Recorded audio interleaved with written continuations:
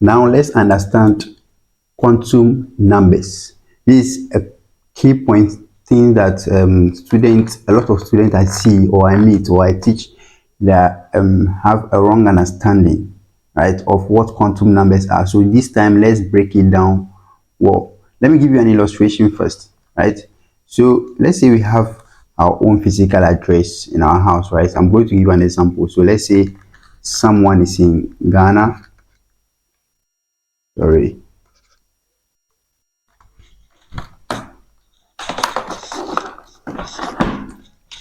So someone is in Ghana, right? So currently the person is in Ghana. And then if you come to Ghana, you can say the person is in one of the regions in Ghana, right? So let's say Greater Accra region. So the person is in Greater Accra region, right? Now if you come to Greater Accra region, there are specific locations that within Accra that you need to also specify, like so Ghana, Greater Accra region, then let's say circle, right? Kwame Nkrumah circle. So Kwame Nkrumah circle. So and then at the Kwame Nkrumah circle to, let's say, be specific, like the circle more, right? Let's write circle more. Right, maybe this is where the person is actually located. The person is currently at Circle Mall. Maybe if you come to the Circle Mall too, there's a particular office at the Circle Mall, a particular shop or section of the Circle Mall that the person is. So basically trying to locate someone using their physical address, right?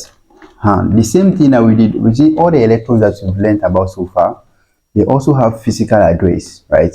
So the physical address of things that specify the physical address of an electron, that's what we call the quantum numbers. So when you go into quantum numbers, just see them as physical address of electron. They help you identify, right, or characteristics, or they help you identify where the electrons are specifically.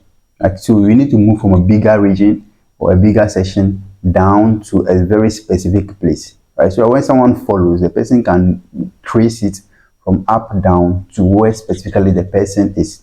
So first, when it comes to electrons, we said electrons are located on the shells first. So there is something like this on the shells themselves, right? Right. Then we have and inside the shells, we say they are located inside the orbitals. And in the orbitals, some of the orbitals have subsection like suborbitals and co. And electrons themselves are inside. When we were specifying electrons now, we were like electrons in a box, right? We were pointing them like this or like this, right? All those things, which direction is which spin direction is taken to will also matter in specifying all the physical address. So now, so you see, when we label this side, right, for each electron, for each person, maybe this one is for a country, right? This is the country name. This one is the region name, right? So, and then this one is the maybe city or town, right? This is maybe area, city or town or area or sub-region, sub-town, sub-city. Yes, anything that was. So you need to specify a country, the region, the town, the area, right? So the country can be anything. Ghana, region can be Greater Accra Volta region, Eastern region, town can be. But then these labels are always there, right, to help the person locate that. So when it comes to electrons, we have those kind of general labels. So the number one is we have principal quantum number. So the quantum numbers are, we have the principal quantum number. So the number two, we have azimuthal quantum number. So it can be azimuthal, right? Azimuthal quantum number, or you can also call it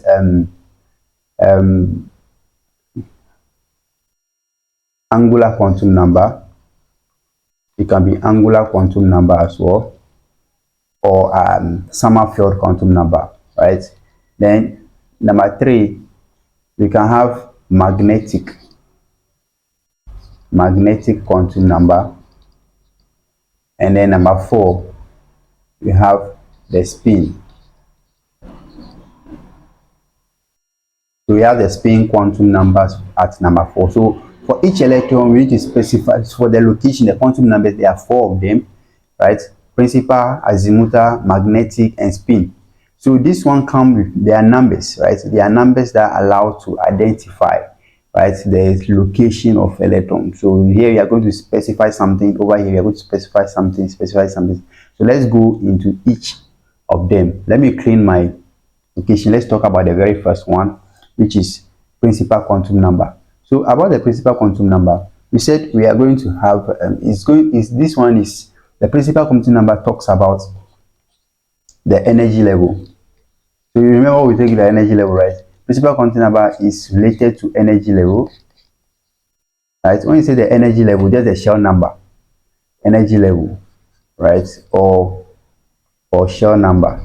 So you see, that's the major thing. If you enter into an atom, we say electrons are located on the shells, right? And each shell has a number like we specified in the table like this. So shell level, this is the shell number and all that, right? And the orbitals and whatever. So this is the numbers that are associated with, and we usually use the letter N for it, right? So when we come to the principal quantum number, the symbol that we'll be using is the symbol N. Right? So when you say N is equal to 1, meaning we are referring to the first shell.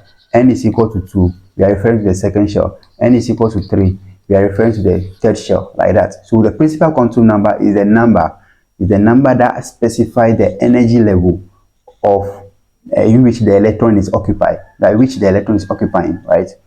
That's all about the principal quantum number.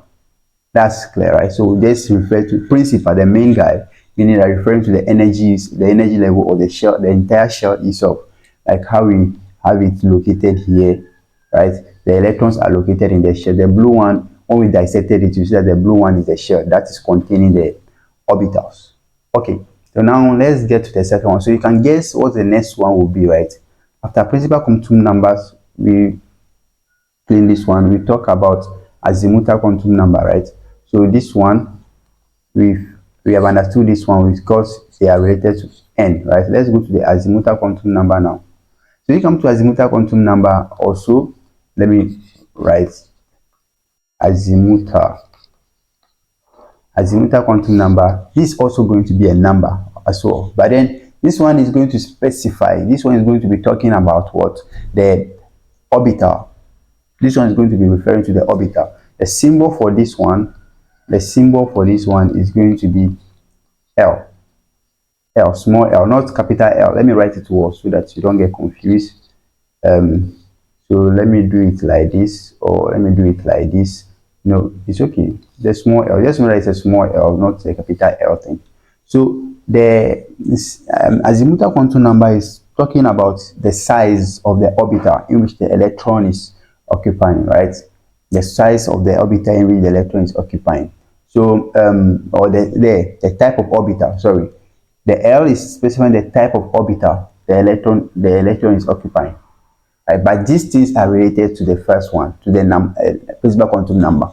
Okay, but this one can move from, so the L should be greater or equal to 0, right? So from 0 going, it cannot be negative. The number L cannot be negative. But then what do they tell? So we have S, P, D, F, right? These are the main orbitals that we have. This is 0, this is 1, this is 2, and this is 3. So this number, if L is 0, then we are referring to the S orbital. If L is 1, then we are referring to the N. If D is 1, like in that order, right? Okay, but how is this related to the N? So you know that the L should be between 0, right, and N minus 1. This is where it moves from 0 to N minus 1. That's the limitation. So that is how it is related to the principal quantum number. So if you have a principal quantum number of, let me clean this side and then we talk about that more. If you have a principal quantum number of, let's say principal quantum number, let me not use P, let me use N, because we all know that. So principal quantum number of 2, meaning we are on the second shell, right? So what do you think that will be the range of values of L? So L will be from 0, L less or equal to n minus 1. So n is 2, right? N minus 1 is 1, right? So it's 0 to 1. So it means that we are just going to 0 and 1. These are the possible orbitals that you need to have. And if we say 0 for L, if L is orbit 0, it's going to be referring to the S. If L is going to be referring to the P. That's why the second shell has two orbitals, S and P. The S and the P orbital. That's what it has, basically. Okay. So the azimuthal quantum number specifies the orbital, the type of orbital in which the electrons are located. But the principal quantum number refers to the energy level on which the electrons are located, or the size of the energy level in which the electrons are located, or the size of the shell, right? Okay. So I think we are good with azimuthal quantum number as well. Right? This is how it's related to energy level. Just have the picture, right? When you move from shell, when you move from the main shell, you go to orbital, and then for the shell we use the n principal quantum number. For the orbital we use the azimuthal quantum number specified by small l. Okay, so now let's go back to what we're doing. Now we know that, okay, we have done with angular quantum number. This one is symbol L. Now we need to go to magnetic quantum number. Okay, what is magnetic quantum number is going to be? See, there are some of the orbitals that we met so far that we said some of the orbitals have suborbitals, right? So, for example, let's do a real quick recap on that. When we say the s orbital has only this, right? Let me do it like this. We've covered this one already. So this one is going to be one orbital. P is going to be having suborbital spd, right? I'm going to stop at D. This one is having 5. So 1, 2, 3, 4. So 1, 2, 3, 4, 5. Yes. So the s orbital is just having itself. It doesn't have any suborbitals or like how do I say it? It doesn't have degenerate orbitals, right? That's what we say about the s orbital. The p and the d all have degenerate orbitals. So magnetic quantum number specify the suborbitals. Specify the suborbital in which, so this is the orbital, right? This one does not have suborbital. It's suborbital is itself, but then this one is the entirety is the orbital, but then it has cases inside again, or section inside again. Those sections are called suborbitals.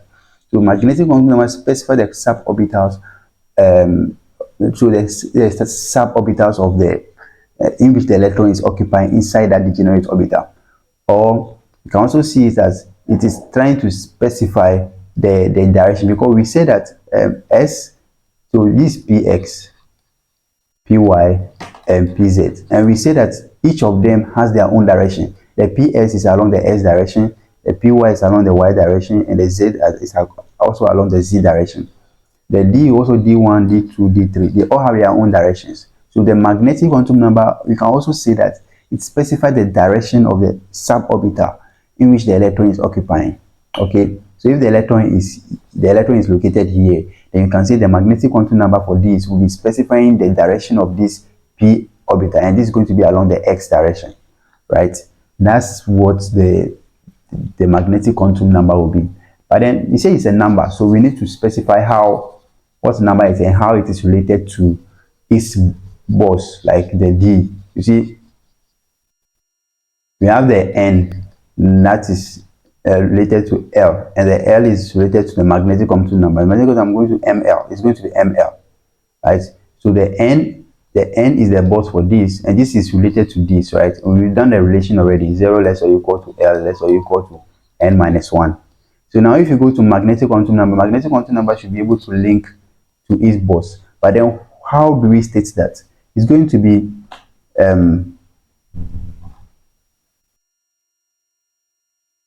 minus L less or equal to magnetic quantum number to positive L.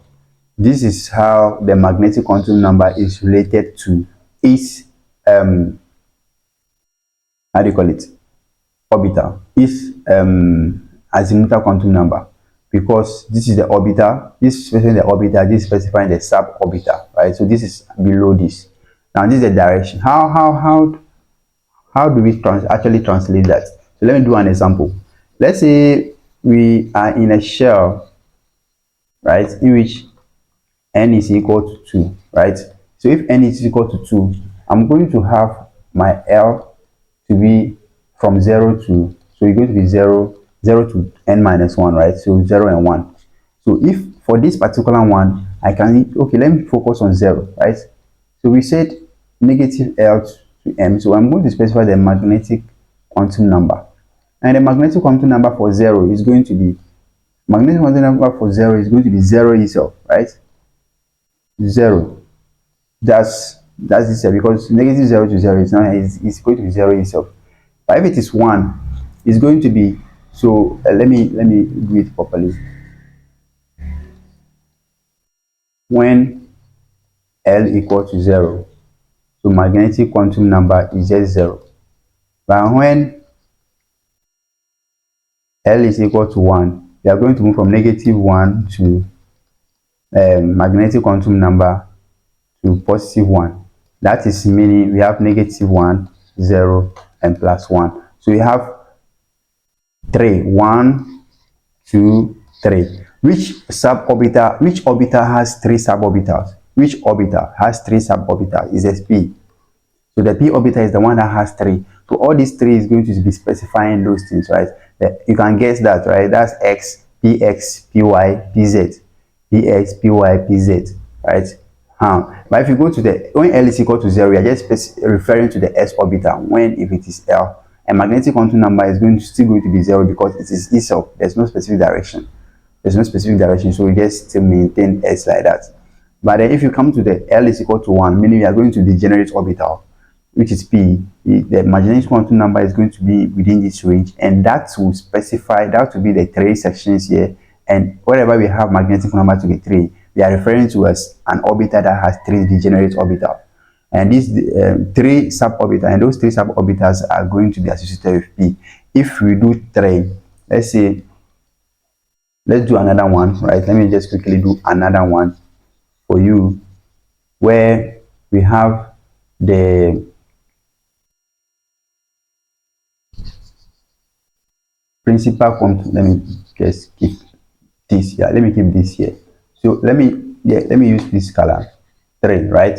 So for 3, we know n is going to be 0, 1, 2, because L should move from, remember, L should move from n minus 1. That's for L. That's how L is associated with, is linked to its boss. And now the L, right, is going to be 0, 1, 2. So 0, 1, 2 is the L. So when L is equal to 0,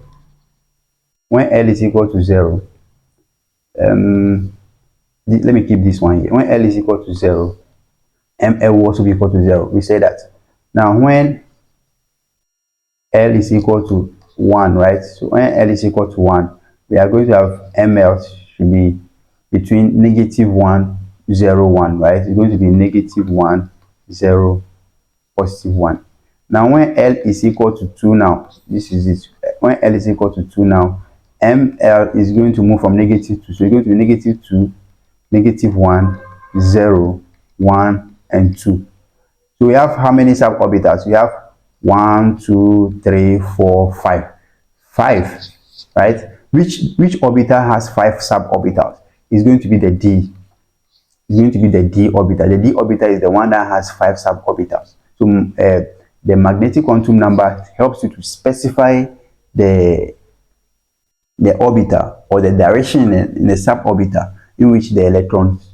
So yeah, basically that's what that one is also associated with. So we've done this one, and then a symbol is ML. Now we go to the last one, which is the spin quantum number. So what's the spin quantum number about? Let me clean this, my board. So for the spin quantum number, you see the electrons, right? When we did the box, we said they are like this and one is like this. So they are parallel, right? Anti-parallel. They are anti-parallel. But then the electron themselves, right? They spin around their own axis. They can be moving, spinning clockwise or spinning anti-clockwise. right? So based on the spin, right, if you're able to locate the electron using the principal quantum number, you're able to tell the principal quantum number, you're able to tell the angular quantum number, you're able to tell the magnetic quantum number, that is the specific suborbital in which it occupies. Then you get to the spin, you need to you find the electron, you need to also tell the direction that is taking, which spin direction is taking. It can be clockwise. This one is just to clockwise or anti-clockwise. Yeah, I know you are waiting for me to tell you how it relates to Higgs boson. That's the magnetic quantum number, but this one specifically doesn't relate to that. It is, if it is clockwise, right? Clockwise positive half, anti-clockwise negative half. That's all. So you associate these numbers to them to just tell the clockwise or anti-clockwise, clockwise or anti-clockwise to them. Then you are good to go. And the symbol, right? The symbol is going to be ms. So we come to this last one too, and the symbol is ms. So these are the quantum numbers that we may have specifically. And now let's look at something, right? All these things are also related to the things that we're feeling so far. So you see, we're feeling things like this 3d5, 4s1, and all the blah blah blah. So look at this, the 4s1, right? This one, the general formula for labeling all these things is going to be the format n, l, x. So n is the principal quantum number telling you the size of the shell, right? The shell that is occupied, that electron is occupied. The L is referring to, the orbital, as we said, and the X is the number of electrons. X is the number of electrons in a specific orbital. Can be specific suborbital, is be 1 or 2, right? But if you are suborbital, this is what we do. So if you come to the 4s1, it just means that we are on the fourth shell, we are in the fourth shell, and then the orbital that we have is the s, which is the s orbital, and then there's one electron inside, right? So we are on the fourth shell. The number of electrons in the shell is just 1. Basically, that's all. So if you come to 3d5, meaning that we are referring to we are on the third shell, shell 3, and then the orbital that we are having is d, and then the number of electrons is 5. So if I tell you what is the azimuthal quantum number for this, you know that we have d, right? We have d. So d is what? D is principal quantum number 2. Azimuthal quantum number 2. Quantum number 2. How am I doing that? Because I told you earlier that we can have something like this. When you have something like, we have the S, P, D, F, right? S, P, D, F. This 0, 1, 2, 3. Right? So these are the L values. These are the L values for each of them. So if I have something like 4s1, so my n is equal to 4, to the principal quantum number 4, and the s is number 0. So my L is equal to 0.